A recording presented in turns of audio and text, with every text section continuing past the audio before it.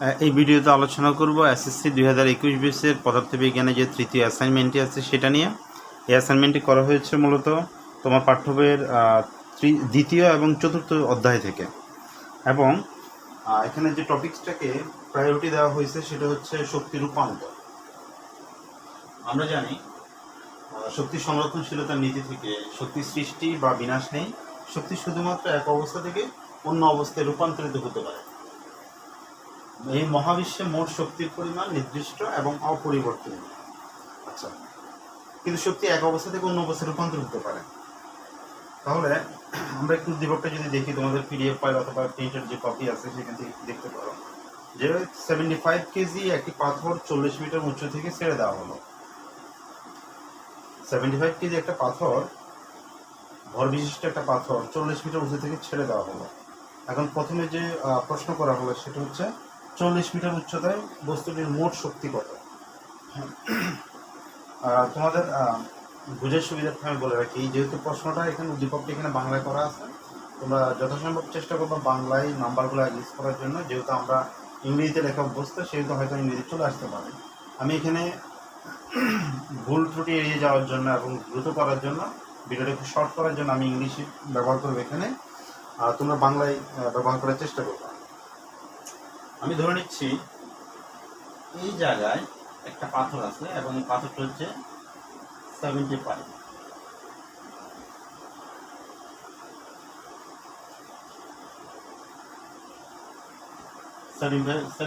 KG একটা পাথর এখানে আছে, এবং এই ভূমি থেকে এই পাথরটির উচ্চতা হচ্ছে 40 মিটার।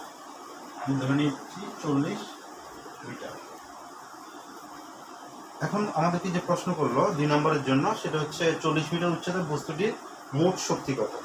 আচ্ছা, যখন কোনো একটা বস্তু চলমান থাকে অথবা স্থির থাকে, তার মধ্যে আসলে 2 ধরনের শক্তি থাকতে পারে। আমরা যেটাকে যান্ত্রিক শক্তি বলে থাকি। এটা একটা হচ্ছে স্থির শক্তি, একটা হচ্ছে মানে বিভব শক্তি, আর একটা হচ্ছে গতি শক্তি। বিভব শক্তিটাকে আমরা প্রকাশ করে থাকি ইপি বা পটেনশিয়াল এনার্জি দিয়ে, এবং গতিশক্তিটাকে আমরা প্রকাশ করে থাকি ইকে বা কাইনেটিক এনার্জি দিয়ে। তোমাদের বইতে হয়তো এটাকে খুব সম্ভবত এটাকে ভি দিয়ে বা ই দিয়ে প্রকাশ করছে। ওরা যেভাবে ইচ্ছে সেভাবে প্রকাশ করতে পারে।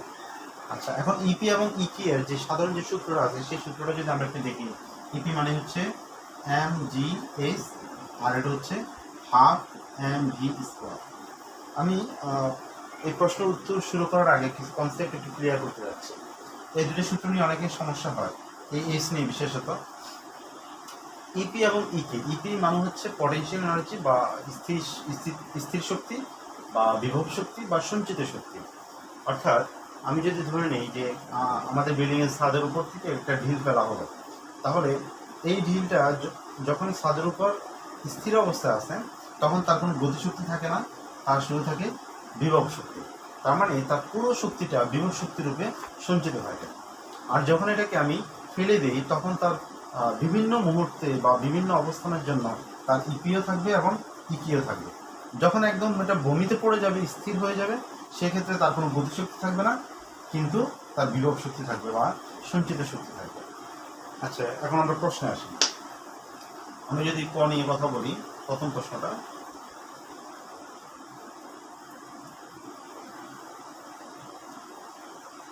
প্রথম প্রশ্ন বলা হচ্ছে 40 মিটার উচ্চতায় বস্তুটির মোট শক্তি কত। মোট শক্তি বলতে কি বোঝায়? বিভব শক্তি এবং গতিশক্তির সম্মিলিত রূপটা। তাহলে আমরা বলতে পারি 40 মিটার উচ্চতায় এটা যে বিভব শক্তি, 40 মিটার উচ্চতায়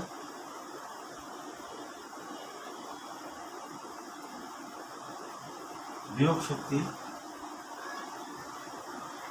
ইপি ইজ ইকুয়াল টু হচ্ছে mg/s। এখন একটু খেয়াল করো, আমার এই মানগুলো এখানে দেওয়া আছে কিনা। এখানে প্রথমত হচ্ছে তোমরা লিখে দিবা যে দেওয়া আছে m ইকুয়াল এত, g ইকুয়াল এত, s ইকুয়াল এত। তাহলে m ইকুয়াল কত? 75, g কত? 9.8,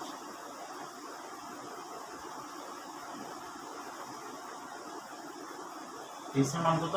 টোটাল ভূমি থেকে যে উচ্চতা সেটা হচ্ছে 40 মিটার। আচ্ছা, আবার বলে রাখি, বিভব শক্তি নির্ভর করবে একটা বস্তুর ভূমি থেকে কতটুকু উপরে আছে সেটার উপর, আর গতিশক্তি নির্ভর করবে সেটি কতটুকু উপর থেকে পড়তেছে বা কতটুকু পড়ছে সেটার উপর। তাহলে কি বুঝলাম, বিভব শক্তি নির্ভর করবে কোন একটা বস্তু ভূমি থেকে কতটুকু উপরে আছে সেটার উপর নির্ভর করবে তার বিভব শক্তি। তাহলে এই সিকিউর এখানে বিবেচনা হবে 40 মিটার। এটার যে ক্যালকুলেটকৃত মানটা সেটা হচ্ছে 29,400, অর্থাৎ 29400, এটা হচ্ছে জুল।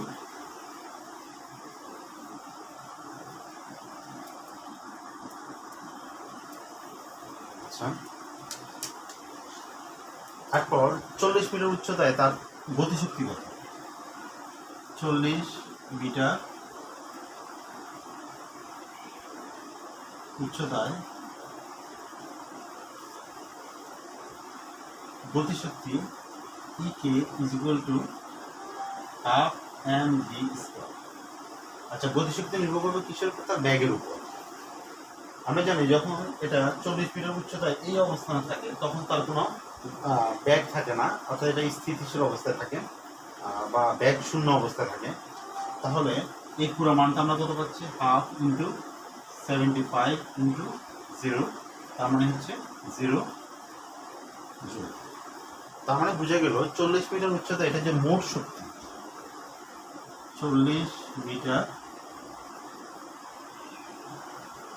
উচ্চতায় মোট শক্তি E is equal to EP plus EK, 29400 plus হলো 0 ইকুয়াল হচ্ছে 29400 জুল। তার মানে বোঝা গেল 40 মিটার উচ্চতায়, অর্থাৎ এই ভূমি থেকে 40 মিটার উচ্চতায় এখানে যে পাথরটা আছে সেই পাথরের মধ্যে বিভব শক্তি সেটা হলো 29,400, আর তার কোনো গতিশক্তি থাকে না, তার মানে হচ্ছে তার ব্যাগ হচ্ছে 0, এবং তার মোট যে শক্তিটা যদি যোগ কর সেটা হচ্ছে 29,400 জুল। এটা হচ্ছে তোমরা একটা স্ক্রিনশট নিয়ে রাখতে পারো নোট করার জন্য। এটা হচ্ছে আমার কম নম্বরের পূর্ণাঙ্গ যে উত্তরটা সেটা তোমরা তোমাদের মতো করে লিখবে। কনসেপ্টটা ক্লিয়ার থাকলে বিভিন্নভাবে সাজিয়ে লিখতে পারো। হ্যাঁ, আমি এখানে দেই নাই, তোমরা এখানে একটু নোট করে দিবা যে এখানে দেওয়া আছে ভর এত, অভিকর্ষ ত্বরণ জি এত, এবং এই ভূমি থেকে পাথরটির উচ্চতা হচ্ছে 40 মিটার, এভাবে দিয়ে দিতে পারো তোমরা, তাহলে আর খুব সুন্দর হবে। আচ্ছা, এখন হচ্ছে খ নম্বরের যে প্রশ্নটা সেটা একটু তোমরা চেক করো। খ নম্বরে বলা আছে 40 মিটার উচ্চতায় বস্তুর মোট শক্তি। আমরা এই যে শক্তিটা পেলাম এই শক্তিটা কি কি রূপে আছে? আমি শুরুতেই বলছি একটা কথা, যে একটা বস্তু যখন কোথাও অবস্থান করে সেটা গতিশীল অবস্থায় থাকতে পারে অথবা স্থিতিশীল অবস্থায় থাকতে পারে। তার যে মোট শক্তিটা, সেই মোট শক্তির মধ্যে দুই ধরনের শক্তি থাকে। তার মধ্যে একটা হলো বিভব শক্তি, আর হলো তার গতিশক্তি। মনে করো আমি সাইকেল চালিয়ে যাচ্ছি, তাহলে সেখানে আমার একটা বিভব শক্তি থাকবে এবং একটা গতিশক্তি থাকবে। কিন্তু আমি এই যে এখানে দাঁড়িয়ে আছি, আমার শুধু বিভব শক্তি আছে, কোনো গতিশক্তি থাকবে না। ঠিক তেমনিভাবে এই যে পাথরটার মোট শক্তি হচ্ছে 29,400। এই 29,400 যে শক্তিটা, সেই শক্তিটা তার মোট শক্তি এবং এটাই তার বিভব শক্তি। তার মানে তার কোনো গতিশক্তি থাকে না। তাহলে তার মোট শক্তি বিভব শক্তির রূপে অবস্থান করে বা বিভব শক্তির রূপে আছে। তাহলে তোমরা এটার উত্তরে কি লিখবা? 40 মিটার উচ্চতায় ক হতে পায় 40 মিটার উচ্চতায় মোট শক্তি, লিখে দিচ্ছি।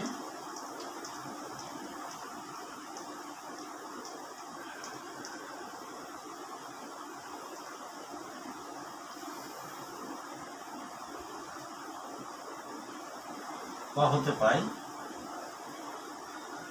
40 মিটার উচ্চতায় মোট শক্তি 29,400 জুল।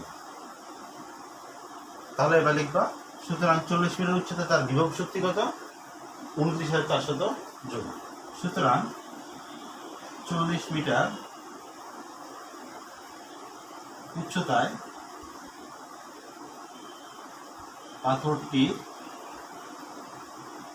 গতি শক্তি নেই। কেন নেই? কারণ হচ্ছে তার যে বিভব শক্তি, সেই বিভব শক্তি আর মোট শক্তি সমান। তার মানে বিভব শক্তিটাই তার পূর্ণাঙ্গ শক্তি রূপে সঞ্চিত আছে, তার মানে তার কোনো গতিশক্তি নেই। তাহলে আমাদের যে কথা প্রশ্ন করলো সে প্রশ্ন উত্তর হয়ে গেল। অর্থাৎ 40 মিটার উচ্চতায় বস্তুটির মোট শক্তি বিভব শক্তি রূপে আছে। আচ্ছা, আমরা এখন আলোচনা করবো গ নম্বরের যে প্রশ্নটি সেটা নিয়ে। আচ্ছা, গ এবং ঘ আসলে একই সাথে বুঝতে হবে, যদি উপস্থাপন করতে হবে আলাদা হবে। আমরা একটু গ ঘ বোঝার চেষ্টা করব।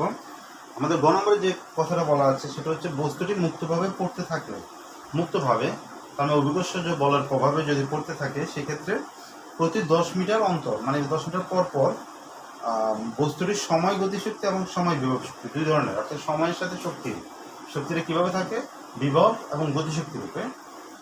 এই দুই ধরনের শক্তির পরিবর্তনে দুটি লেখচিত্র অঙ্কন করে শক্তির পরিবর্তন ব্যাখ্যা করবে। আচ্ছা, তারপর হচ্ছে ঘতে বলছে লেখচিত্র থেকে কোন উচ্চতায় বস্তুর বিভব শক্তি এবং গতিশক্তি সমান দেখাও এবং সেটা মোট উচ্চতার কত অংশ দেখাও। আচ্ছা, তাহলে এখানে টোটাল লেখচিত্র অঙ্কন করতে হবে 3টা। গয়ের মধ্যে 2টা অঙ্কন করতে হবে, যেখানে একটার মধ্যে থাকবে সময় বনাম গতিশক্তি এবং অপরটার মধ্যে থাকবে সময় বনাম বিভব শক্তি। আর এই দুইটা সম্মিলিত রূপ হবে ঘতে আরেকটা লেখচিত্র অঙ্কন করে, এবং সেখানে একটা পয়েন্ট বের করতে হবে যে পয়েন্টের মধ্যে মোট যে শক্তিটা, সেই দুইটা শক্তি মানে সমান থাকে, বিভব এবং গতিশক্তি দুটোই সমান থাকে, সেটার জন্য আরেকটা চিত্র লাগবে, সেটা ঘতে। আচ্ছা, আমরা গয়ের জন্য এখন তাদের কন্ডিশন অনুযায়ী যেটা করতে হবে সেটা হচ্ছে এখান থেকে ভূমি থেকে এটা হচ্ছে 40 মিটার উচ্চতা। আমি যদি এটাকে দেখাই, এটা হলো 40 মিটার উচ্চতা। এখান থেকে টোটাল 40 মিটার উচ্চতা একটা পাথর আছে যেটা হচ্ছে 75 কেজি।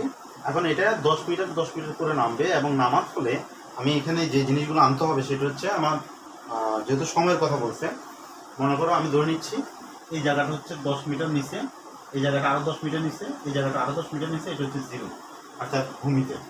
তাহলে এই 40 মিটার উচ্চতা থেকে যখন সে 10 মিটার নামবে, এই অবস্থায় আসলে তা 40 মিটার উচ্চতায় তার বিভব শক্তিগত গতিশক্তিগত সেগুলো আমাকে নোট ডাউন করতে হবে, টাইম কত, এবং 30 মিটার উচ্চতায় মানে ভূমি থেকে 30 মিটার মানে 10 মিটার পর পর এটাকে পড়তে দিলে, মনে করো এটাকে পড়তে দিলে 10 মিটার নিচে যখন নামবে তখন তার বিভব শক্তিগত গতিশক্তিগত সময় কত।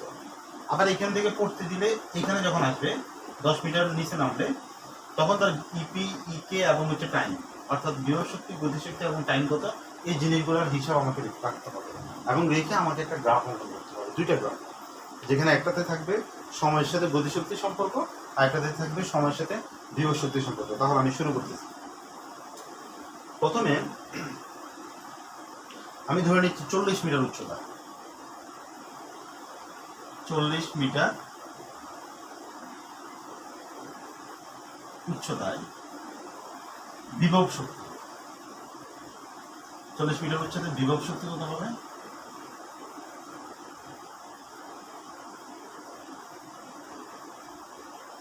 বিভব শক্তি ইপি হচ্ছে mgs। তাহলে আমরা যে মান পাচ্ছি সেটা কত? m এর মান হচ্ছে 75, g এর মান হচ্ছে 9.8 এবং এস হচ্ছে 40 মিটার উচ্চতা, মানে এই জায়গায় 40 মিটার। তাহলে এটা যে মান সেটা হচ্ছে 29400 জুল। আর 40 মিটার উচ্চতায়, অথবা এটা যদি তোমরা না লিখে তাহলে হবে এখানে লিখতে পারো ক হতে পাই 40 মিটার হচ্ছে বিভব শক্তি এত, গতিশক্তি এত, সরাসরি লিখতে পারো। 40 মিটার উচ্চতায় গতিশক্তি E K is equal half M V square. যেহেতু 40 মিটার উচ্চতায় স্থিতিশীল অবস্থায় আছে, মনে করো আমার এই জিনিসটা এখানে স্থিতিশীল অবস্থায় আছে, সেহেতু তার কোনো ব্যাগ নেই, মানে ব্যাগ যদি জিরো হয় তাহলে টোটাল মানটা হয়ে যাবে 0। এবং এই টাইমটা কত? এই টাইমটা হচ্ছে অ্যাট দ্য ইনিশিয়াল টাইম, অর্থাৎ প্রাইমারি যে টাইম তখন তার টাইমটা হচ্ছে 0। তাহলে আমি যে জিনিসগুলো এখানে পাচ্ছি সেটা হচ্ছে ইপি এর মান পাচ্ছি, আমি ইকে এর মান পাচ্ছি, আমি টাইমটাকে T1 ধরি, আমার ইপি এর মান হচ্ছে 29400 জুল, 0 জুল এবং হচ্ছে 0 সেকেন্ড। এই হচ্ছে আমার 40 মিটার উচ্চতায় আমার গ্রাফ আঁকার জন্য যে প্রয়োজনীয় উপাদানগুলো সেগুলো হচ্ছে ইপি, ইকে এবং হচ্ছে টি1। এখন আমি দেখি 10 মিটার নিচে যখন এখানে আসবে আমি এই জায়গাটাকে ধরে নিচ্ছি এ, আমি এটাকে ধরে নিচ্ছি বি। এ থেকে বি এর যে দূরত্ব সেটাতে আমি ধরে নিলাম 10 মিটার। তার মানে এ থেকে 10 মিটার নামলে, মুক্তভাবে পড়তে দিলে, যখন সেটা পড়তে 10 মিটার নামবে তখন তার ইপি এর মান কত, ইকি এর মান কত এবং টাইম কতক্ষণ লাগবে সেই জিনিসটা আমি কাউন্ট করবো। তাহলে প্রথম 10 মিটার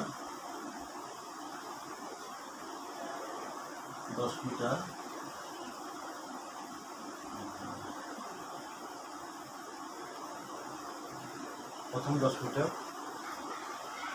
পরে, অথবা এটাকে এভাবে সাজাতে পারো যে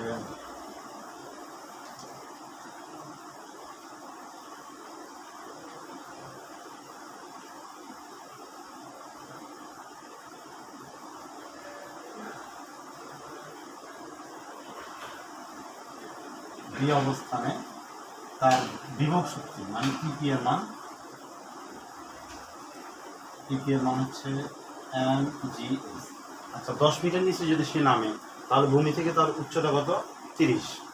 তাহলে 10 মিটার নিচে বি অবস্থানে তখন এম এর মান কত হবে, এম এর মান 75, 9.8 এবং এইচ এর মান হচ্ছে 30 মিটার। তাহলে আমরা ক্যালকুলেট করে এটা মান বের করবো। এবং 10 মিটার নিচে বি অবস্থানে ইকি এর মান কত, ইকি এর মান হচ্ছে হাফ এম ভি স্কোয়ার। তাহলে হাফ এম ভি মানে হচ্ছে ই স্কোয়ার প্লাস 2জি এস। বি স্কোয়ার মানে হচ্ছে তার ব্যাগের জন্য যে সূত্র আমরা জানি, V square equal E square plus 2gs। এখানে এইচ বলতে কোনটা বোঝাচ্ছে, এইচ বলতে বোঝাচ্ছে কতটুকু উপর আছে সেই জিনিসটা। তাহলে half into 75, 0 plus 2 into 9.8 into হচ্ছে 30।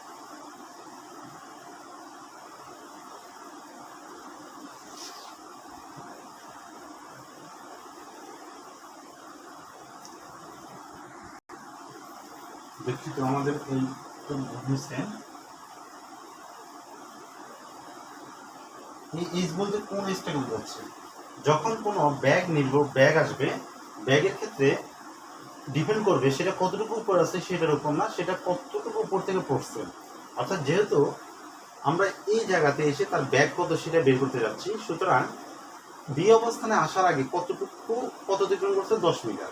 তার মানে 10 মিটার পথ অতিক্রম করার জন্য তার প্রাপ্ত ব্যাগ কত, সেই এইচ বলতে বোঝাচ্ছে।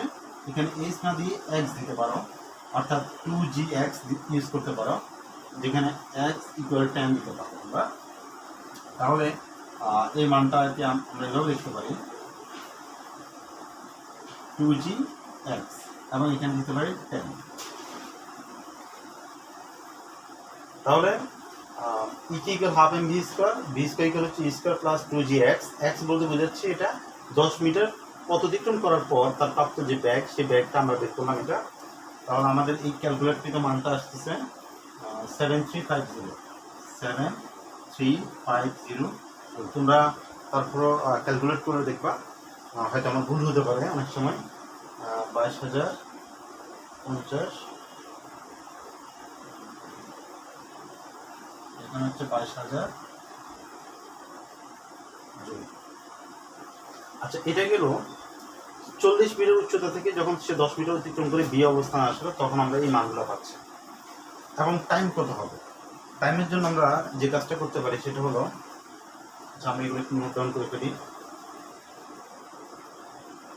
এই অবস্থা আসলে ইপি এর মান হচ্ছে 22000,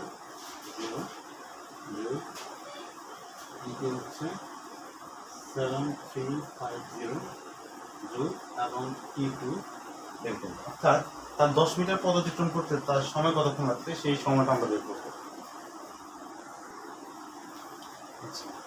10 মিটার পথ অতিক্রম করতে প্রয়োজনীয় সময়কে যদি আমি T2 হিসেবে বিবেচনা করি, তাহলে T2 এর জন্য আমরা জানি S equal U T plus half A T square. তার মানে এস পরিমাণ পথ অতিক্রম করতে যে সময়টা লাগে সেটা হচ্ছে টি, সেই কারণে এই সূত্রটা।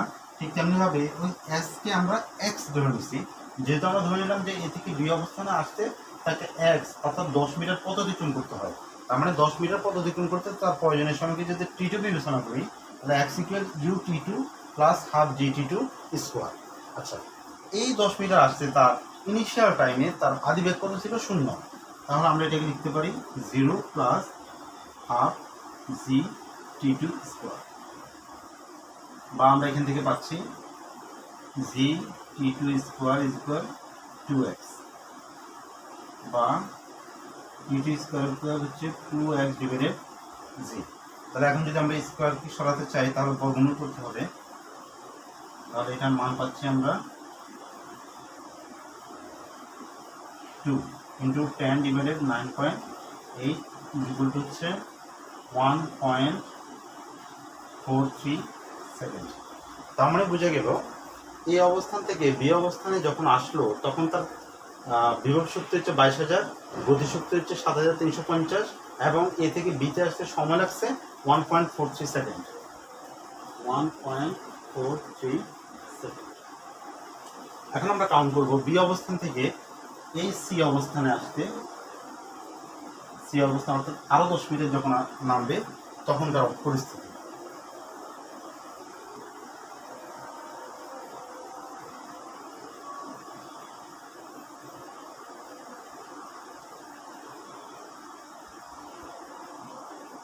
তোমরা প্রথম 10 মিটার লিখতে পারো আগে, এখন এবার পরবর্তী 10 মিটার অতিক্রম করে অর্থাৎ বি থেকে সিতে আসলে তার যে বিভব শক্তি সেটা EP is equal to MGS. তাহলে এমজিএস মানে হচ্ছে 75 9.8। আগে বলছিলাম বিভব শক্তি কিসের উপর নির্ভর করবে? সেটা ভূমি থেকে কতটুকু উপরে। যখন বি থেকে সিতে আসবে অর্থাৎ এই অবস্থানে আসবে তখন সে ভূমি থেকে আর মাত্র 20 মিটার উপরে থাকবে। কেন? এখানে অলরেডি সে 10 অতিক্রম করছে এবং এখানে 10 অতিক্রম করছে, অর্থাৎ 20 মিটার অলরেডি সে অতিক্রম করছে 40 মিটারের মধ্যে। তাহলে সি অবস্থানে আসলে তার আর 20 মিটার বাকি ভূমি থেকে, অর্থাৎ ভূমি থেকে উচ্চতাটাই হচ্ছে এখানে এস। তাহলে এখানে লিখতে পারি 20 এবং এটার যে মান সে মানটা হচ্ছে 14,700। 14,700। আর যে গতিশক্তি ইকে সেটা হচ্ছে হাফ এম ভি স্কোয়ার। আচ্ছা, half M V square, half M মানে হচ্ছে 75। আচ্ছা, ব্যাগ এই জায়গাতে তার ব্যাগ ছিল 0, কিন্তু যখন এখানে আসলো তার একটা শেষ ব্যাগ পেল। এই শেষ ব্যাগটা বি অবস্থানে যে শেষ ব্যাগটা পেল সেই ব্যাগ দিয়ে সে কিন্তু সি অবস্থানে আসবে। অর্থাৎ যখন কোনো একটা কিছু এখান থেকে পড়তেছে, মনে করুন এই জায়গাতে তার কোনো আদিবেগ ছিল না, যখন এই অবস্থান থেকে এই অবস্থান আসলো তার একটা ব্যাগ, নিশ্চয়ই একটা ব্যাগ পাইছে, সেই ব্যাগেই তো এখানে আসছে। 0 আদিবেগ নিয়ে যখন নামতে নামতে এখানে আসবে মানে ক্রস করবে তখন এই জায়গায় তার একটা ব্যাগ থাকবে। সেই ব্যাগটাকে যদি আমি বাকি অংশটাকে বাদ দিই, এই জায়গার জন্য এই ব্যাগটা হচ্ছে তার শেষ ব্যাগ, কিন্তু বাকি পথ চলার জন্য এই ব্যাগটাই হবে তার আদি ব্যাগ। তার মানে হচ্ছে সে বি অবস্থানে যে ব্যাগটা পেল সেই ব্যাগটা দিয়ে কিন্তু সে সি অবস্থানে গেল। তাহলে সেই ব্যাগটা কত হবে? ই স্কয়ার প্লাস 2জি এক্স। তাহলে আমরা একটু দেখি, আমরা তো আগের পৃষ্ঠাটা মুছে ফেললাম। এখানে বি থেকে সিতে আসতে সে টোটাল অতিক্রম করছে কত? এখানে আমরা যে কাজটা করতে পারি সেটা হচ্ছে এটা যে তার প্রাপ্ত ব্যাগ সেই ব্যাগটাকে আমরা আদিবেগ হিসেবে চিন্তা করতে পারি এখানে, অথবা আমরা হিসাবের সুবিধার জন্য এটা ধরে নিতে পারি যে তার ভিটা ইউ স্কয়ার প্লাস 2gx। এখানে যে এক্স এর মান, সেই এক্স এর মান মূলত সে অতিক্রম করতে 10 মিটার। সেই 10 মিটার যদি আমরা এখানে ইউজ করি তাহলে কিন্তু আমাদের আদিবেগ লাগবে। অর্থাৎ সি অবস্থানে আসার জন্য এখান থেকে যে ব্যাগটা আসছে সেই ব্যাগটা আমাদের কাউন্ট করতে হবে। কিন্তু আমি যদি চিন্তা করি যে না, আমার বস্তুটা এখান থেকে পড়া কাউন্ট করছে, সেই ক্ষেত্রে তার আদিবেগ 0, তাহলে এক্স হবে এখানে 20। আমি আবার বলতেছি কথাটা, যদি ধরে নিই বস্তুটা এ থেকে সিতে আসছে তাহলে তার আদিবেগ ছিল 0 এবং অতিক্রম করছে 20 মিটার, সি অবস্থানে আসছে। তাহলে আমি আর এখানে বেশি কোনো হিসাব করতে হচ্ছে না, আর যদি আমি ধরে নিই যে না বি থেকে সিতে আসতে এক্স এর মান আমি 10 ধরবো, তাহলে ইউর মানটা তোমাকে আবার আলাদাভাবে বের করে এখানে ক্যালকুলেট করতে হবে। তাহলে তুমি এখানে বলে দিতে পারো পরবর্তী 10 মিটার অর্থাৎ টোটালি তুমি 20 মিটার অতিক্রম করতেছ, তাই সেটার জন্য যে প্রাপ্ত হিসাব সেটা। তাহলে এখানে আমি লিখতে পারি হাফ ইন্টু 75 ইন্টু হলো এটা হচ্ছে 0 প্লাস হচ্ছে 2gx, তাহলে 2gx 2 কাটা, তার মানে 75 ইন্টু 9.8 ইন্টু হচ্ছে 20। তাহলে এটার যে ক্যালকুলেশন করলে রেজাল্ট আসবে 14,700 জুল।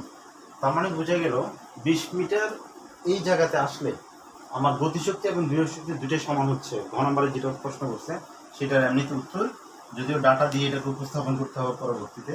আর যে প্রয়োজনীয় সময়, সেই সময়ের জন্য আমাকে কী করতে হবে, আগের মতো মোট 20 মিটার অতিক্রম করতে আমার প্রয়োজনীয় সময় যদি t3 হয়, তাহলে x equal ut3 plus half gt square t3 দেবো। তাহলে এখন আদিব্যক্তি শূন্য, এটা বাদ, তাহলে x ইজ ইকুয়াল হবে g t3 স্কোয়ার ডিভাইডেড 2, তার মানে হলো g t3 স্কোয়ার ইকুয়াল হচ্ছে 2x। তাহলে g কে যদি আমরা ওইদিকে সরাই তাহলে কি হবে 2x ডিভাইডেড g, স্কোয়ারকে যদি আমরা সরাই তাহলে হবে রুট। তাহলে আমরা ক্যালকুলেশন করলে পাচ্ছি অথবা 2 ইন্টু 20 ডিভাইডেড 9.8। তাহলে এটার যে মান, সেই মানটা আসতেছে আমাদের 2.02 সেকেন্ড। তার মানে হচ্ছে বি থেকে সি অবস্থানে আসতে আমাদের যে সময় লাগতেছে সেটা হচ্ছে 2.02 সেকেন্ড, অর্থাৎ টোটালি যে টাইমটা লাগতেছে সেটা হচ্ছে 2.02। শুধুমাত্র বি থেকে সি না, এ থেকে সি অবস্থানে আসতে আমাদের টোটাল টাইমটা লাগতেছে 2.02।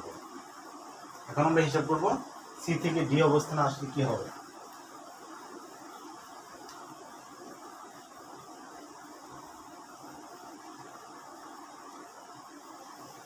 আচ্ছা, আমি ডাটাগুলো একটু লিখে দিচ্ছি।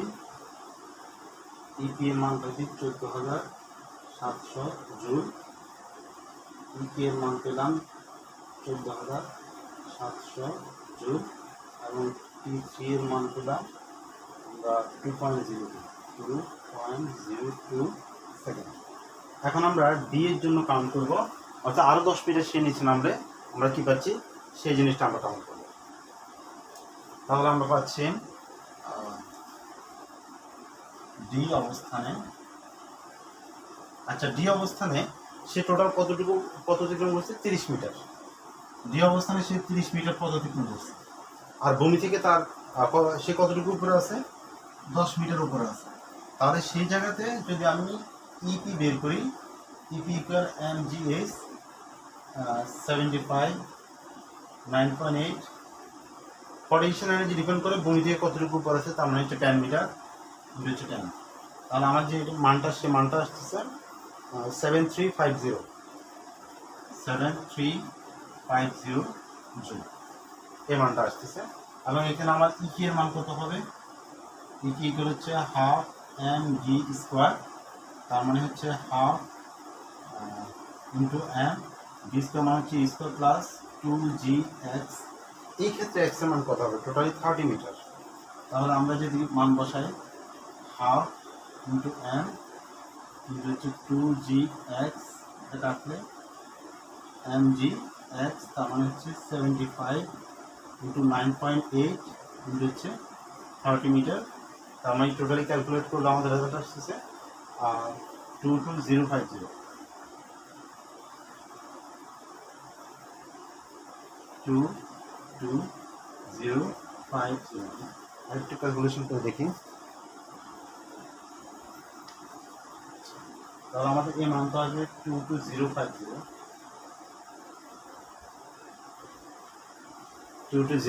আমার ক্যালকুলেশন একটু মিস্টেক হয়েছে, 22050 জুল।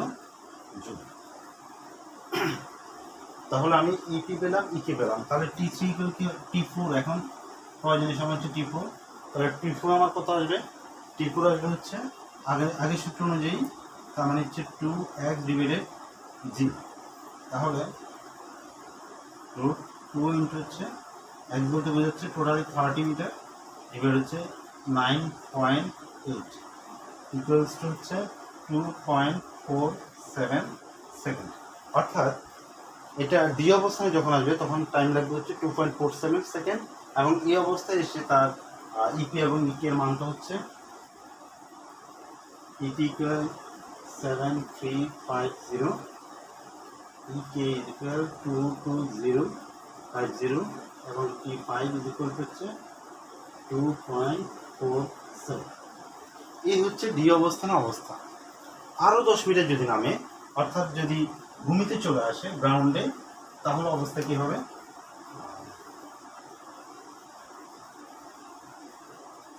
আমি এটাকে সিডিই ই অবস্থানে, এটাকে আমি ই ধরে নিলাম,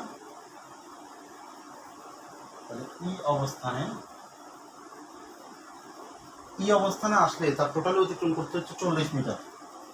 এতটুকু পথ অতিক্রম করতে হচ্ছে, আর কোনো পথ বাকি থাকে না, তার মানে বাকি পথ হচ্ছে 0 মিটার। তাহলে সেক্ষেত্রে আমার ইপি এর মানটা কত হবে?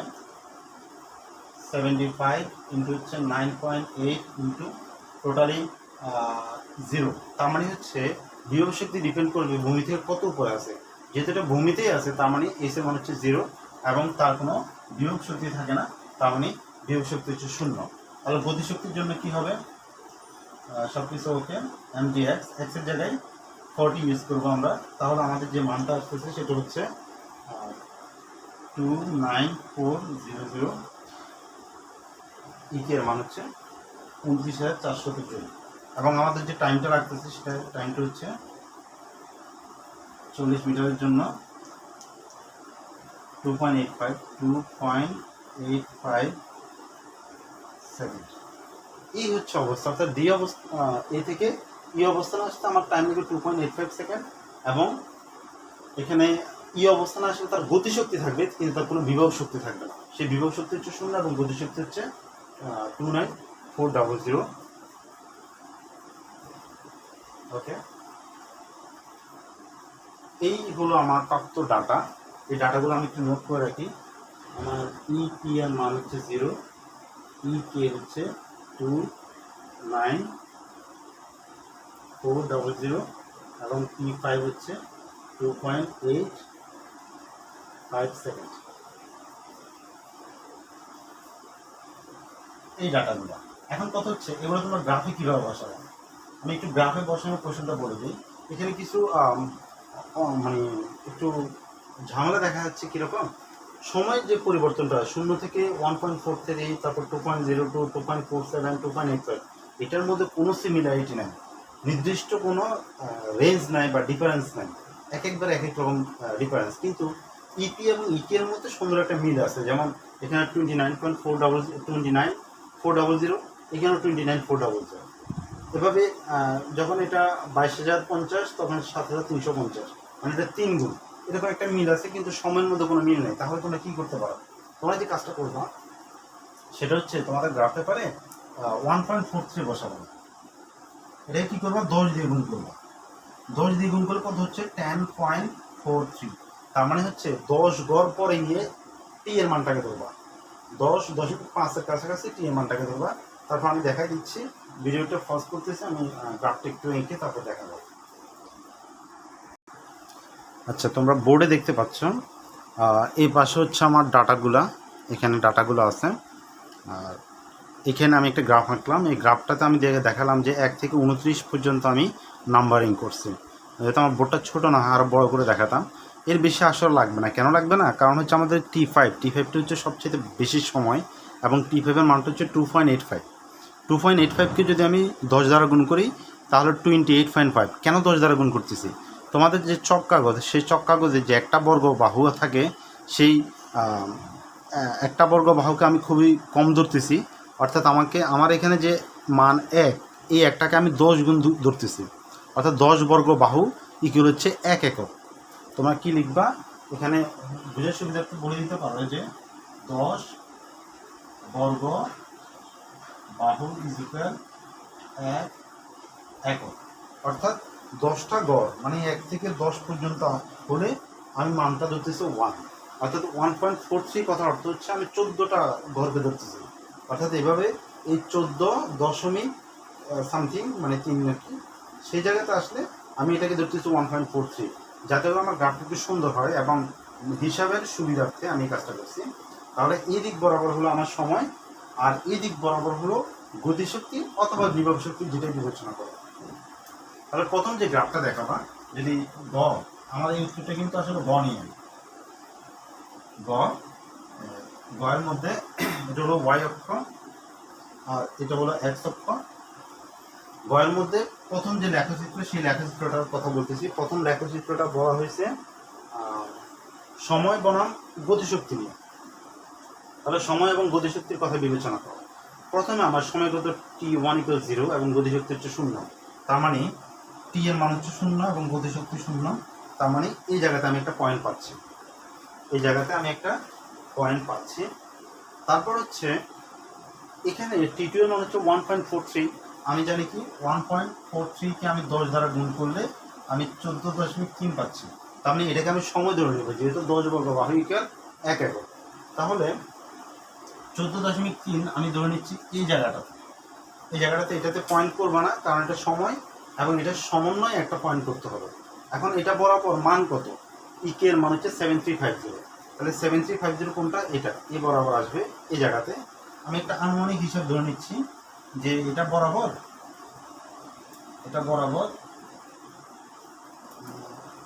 আচ্ছা, আমি এখানে একটা মান রাখছি হিসাবের সুবিধার জন্য। একটু বলে রাখি, তোমরা এই যে মানটাকে একটা স্ট্যান্ডার্ডে ধরে নিবা। মনে করো এইটা এভাবে ধরলা, তোমার চক কাগজের যে 10 ঘর আছে সেই 10 ঘরের মানটাকে ধরে নাও 7350, আরও 10 ঘরের মান ধরে নাও 14700, আরও 10 ঘরের মান ধরে নাও 22050, আরও 10 ঘরের মান ধরে নাও 29400। তাহলে ঝামেলা হবে না। আমি কথাটা আবার বলি, যেহেতু গ্রাফ আঁকতে কষ্ট হবে বা সমস্যা হবে, তোমাদের গ্রাফের মধ্যে যে 10 ঘর আছে সেই প্রথম 10 ঘর ওয়াই অক্ষ বরাবর প্রথম 10 ঘর ধরবা এই মানটা, তার উপরে আরও 10 ঘর পরে ধরবা এই মানটা, তার উপরে আরও 10 ঘর পরে ধরবা এই মানটা, আরও 10 ঘর উপরে ধরবা এই মানটা। তার মানে গ্রাফের ব্যাপারটা একটু বড় করে নিবা, যাতে উপরে প্রায় 10, 20, 30, 40 প্রায় 40টা ঘর থাকে। আর যদি সেটা না থাকে তাহলে 5 ঘর করে ধরে নিবা। আর এইদিকে তুমি মোটামুটি অন্তত 29টা যাতে ঘর থাকে, তাহলে তোমার হচ্ছে। তাহলে এই অবস্থায় এসে আমি এটার জন্য ধরে নিচ্ছি কত? t2 এর মান 1.43, 10 দিয়ে গুণ করে পেলাম 14.3, মানে এই জায়গায়। এটা বরাবর ইকে এর মান কত? মানে গতিশক্তি। আমি এটা করতেছি গতিশক্তির জন্য। সময় বনাম গতিশক্তি লেখা, এটাকে দেখা যাচ্ছে? হ্যাঁ, সময় বনাম গতিশক্তি লেখা আঁকতেছি আমি। তাহলে 14.3 হচ্ছে এখানে, আর এই সময়ের মধ্যে আমার প্রাপ্ত গতিশক্তি হচ্ছে 75। তার মানে এটা বরাবর টানলে আসবে এই জায়গায়। তার মানে আমি এইখানে একটা পয়েন্ট পাচ্ছি। ওকে, তারপর আমার তৃতীয় যে সময় 2.02, 10 দ্বারা গুণ করলে 20.2। তার মানে 20.2 হচ্ছে ধরে নিচ্ছি আমি এই জায়গার মধ্যে। এখন এই জায়গাতে ইকে এর মান হচ্ছে 14700। তার মানে এটা, তার মানে আমি যদি এটা আমার স্কেলনে যে হচ্ছে 20 ভাগ, তাহলে আমি যদি এটাকে এভাবে ধরি, এই জায়গা আনতে পারি এবং এটা বরাবর নিলে এরকম,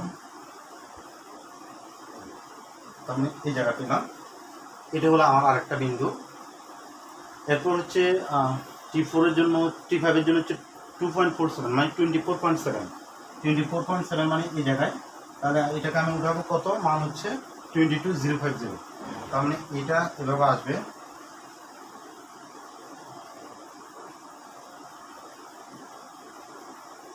একটু বাঁকা হতে পারে, তোমাদের অ্যাকুরেট হবে আশা করি। এই জায়গাটা হবে এখানে। তারপর হলো 28.5, অর্থাৎ 2.85 মানে হচ্ছে 28.5। তার মানে এই জায়গায় এটাকে আমি উপর দিকে উঠাবো কতটুকু? এই বরাবর এই। তাহলে আমি আরেকটা মান পেলাম। তাহলে এখন এটাকে আমি কি করব? যোগ করব। যোগটা কিভাবে হবে? এটা স্ট্রেট লাইন হবে না, এটা একটু খেলানো হবে। এটা আমি ফ্রি হ্যান্ড যদি করি, আমি এভাবে করতে পারি। এভাবে তোমরা যথাসম্ভব চেষ্টা করো সুন্দর করার জন্য। এভাবে হবে। এই হলো আমার একটা রেখা। এটা হচ্ছে আমার প্রথম সময় বনাম যে গতিশক্তির যে লেখ সেটা হচ্ছে এটা। এখন আসো পরের যে লেখটা সেটা হচ্ছে সময় বনাম বিভব শক্তি। আচ্ছা, সময়গত জিরোতে বিভব শক্তি কত ছিল 29.40। তোমরা এটা মুছে ফেলবা, আমি এটা মুছে ফেলি তাহলে তোমাদের বুঝতে সুবিধা হবে। এটা হলো প্রথম লেখো, তোমরা কি স্ক্রিনশট নিয়ে নাও এবং গ্রাফে কীভাবে বসাবা সেটার জন্য কিন্তু আমি নাম্বারিংগুলো করলাম।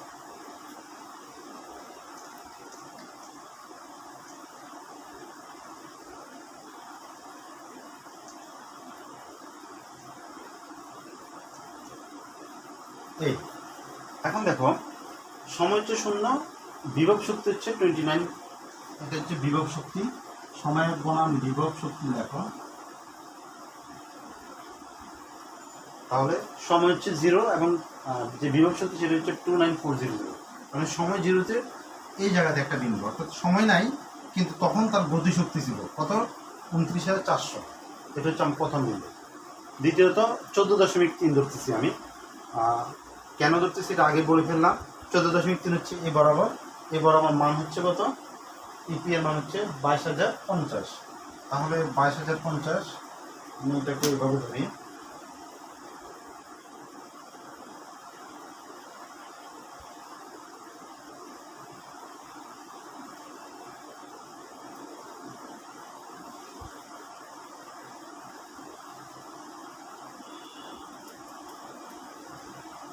জাস্ট বোঝানোর জন্য যাতে করে তোমরা কনসেপ্টটা একটু ক্লিয়ার হয় সেটা জন্য। তাহলে আমি এখানে একটা বিন্দু পেলাম। তারপর 20.2 কোথায়, এখানে মান হচ্ছে 14,700। তার মানে এটাকে যদি এদিকে নিয়ে আসি তাহলে এখানে আরেকটা পয়েন্ট পেলাম। তারপর হচ্ছে 24.7 22,000, সরি 7,350। আমরা ইপিএফটা কাউন্ট করতেছি 24.7 এই জায়গায় এখানে, এবং যখন 28.5 মানে এই জায়গাতে তখন তার ইপিএর মানটা হচ্ছে 0। তার মানে এই বরাবর। ওকে, তাহলে আমি যে মানটা পেলাম সেটাকে আমি এভাবে লিখতে পারি।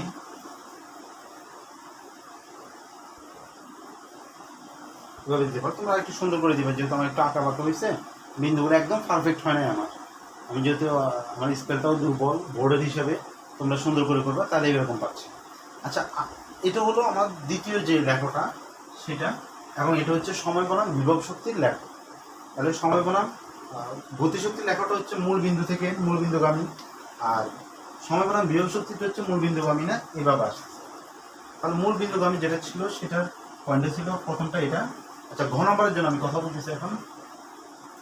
আমার গ কিন্তু এদের শেষ, দুইটা গ্রাফ পেয়ে গেলাম।